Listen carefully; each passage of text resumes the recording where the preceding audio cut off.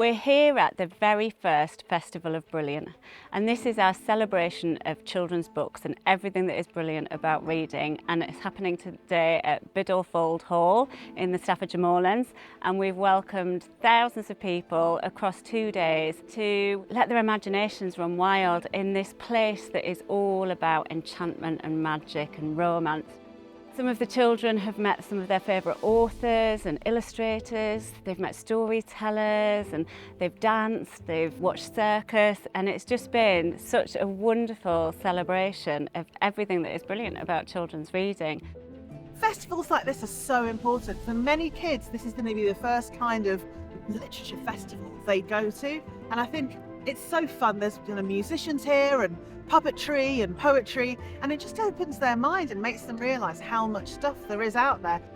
People think of reading as a solitary activity, and all my best reading experiences were shared, whether it was being read to by my parents or being read to in a classroom, or the kids queuing up for Harry Potter one night, or watching Jack and Rory. And this is an occasion where people come together, they talk about what books they're reading, they see each other reading. It's just been wonderful, really truly magical and brilliant.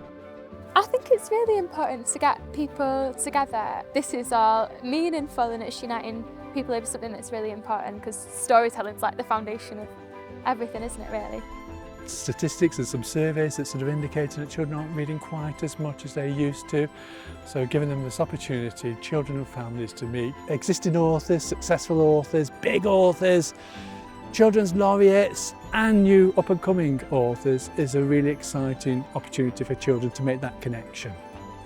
So many people have said to me they didn't even know this place was here. This little gem of an island that suddenly has been brought alive by art.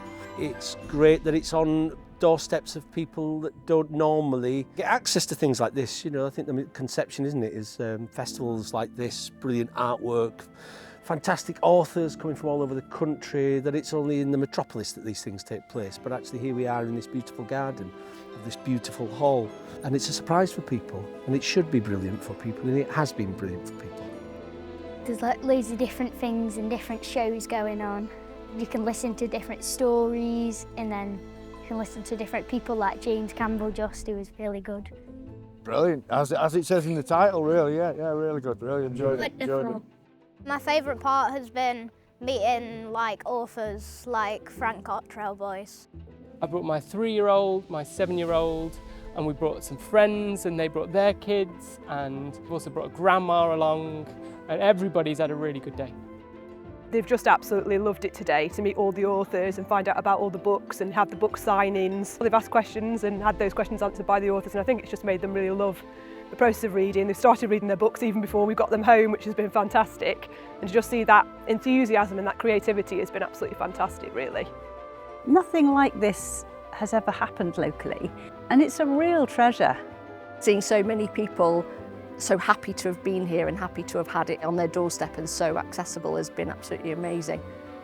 The Festival of Brilliant has been an amazing collaborative effort. It's been brought together by a group of dedicated people who've been meeting over the last 9 months, from Staffordshire Moorlands librarians to local authors, teachers, young people. And I think that shows what happens when a group of people with a shared passion come together to co-create something that is then enjoyed by thousands of families across the Moorlands.